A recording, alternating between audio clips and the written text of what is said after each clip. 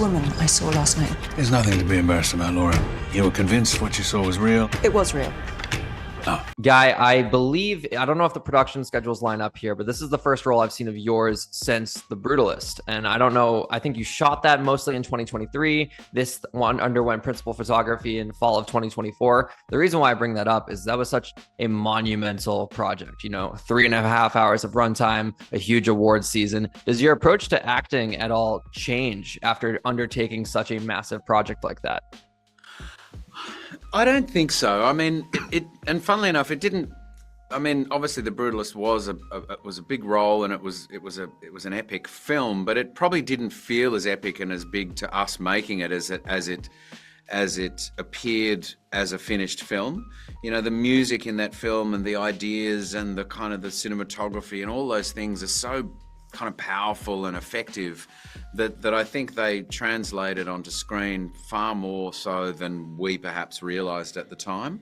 I don't want to say it was just another job, because it was a really great script and a really great one to work on. But, I think I approach things the same all the time usually, but they're different because each role is different and the location is different and the actors you get to work with are different people. And so there's always it feels like a very different world each time, but probably my approach is the same.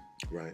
This is a great ensemble piece. David, you're phenomenal as Ben. The relationship that Ben has with Lo, it seems like Ben is one of the only people that Lo can gravitate towards to trust in this circumstance. And there's obviously a history between those two. Can you kind of describe to me your relationship with Keira Knightley as Lo? Ben seems like one of the only people that she can trust, but it's quickly, unraveled in this film that there's not really many people, if anyone, that she can trust. Can you kind of describe to me that relationship between Ben and Lo? And if you think Ben is someone that is trustworthy?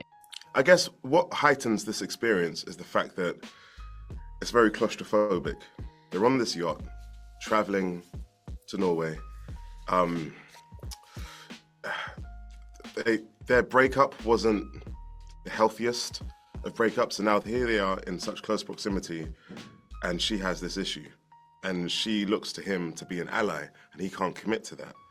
It does put him in a somewhat compromising position, because our man Ben is very ambitious and he knows where his bread is buttered. So as far as he's concerned, if he hasn't seen anything, or if he has seen something, he'll look the other way.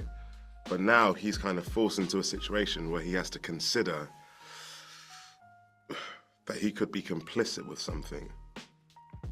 I don't think he's ever been challenged. I don't think his moral compass has ever been challenged before in this way, and it just so happens to be challenged by his ex. Yeah, I mean, I've seen the whole film, so I feel like I know where you're going with that, but we'll leave that up for the audience to figure out for themselves. Guys, I'll wrap with this. Guy, one of your earliest films, The Adventures of Priscilla, I was reading, was in the works to get a sequel. Obviously, the late Terrence Stamp passed away fairly recently.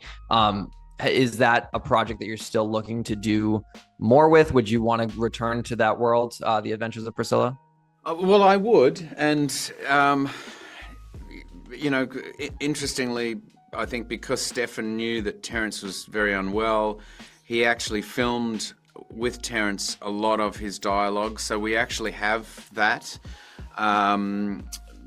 strangely, and we're in discussion about now how we utilize that, what we do to move forward. I mean, it's still a pretty sensitive subject. Stefan became very close with Terrence, so he's a bit broken by Terrence's recent passing. So, everything's just sort of on hold at the moment, and we'll get back into more discussions when we can. But, Priscilla is such a beloved film and world that I think people would probably love to see some more of it. But of course, now with Terrence passing, we need to kind of think about what that is, what we do now. Yeah, it sounds like you're handling it with care, and I'm sure it'll be a beautiful tribute once it eventually does come to fruition. And I think that's right. Something needs to be done. I think, especially to recognise Terrence and all the great work that he did. Very much so. Very well said, gentlemen. Thank you so much for your time. This was a joy of a film to get to watch. I appreciate y'all.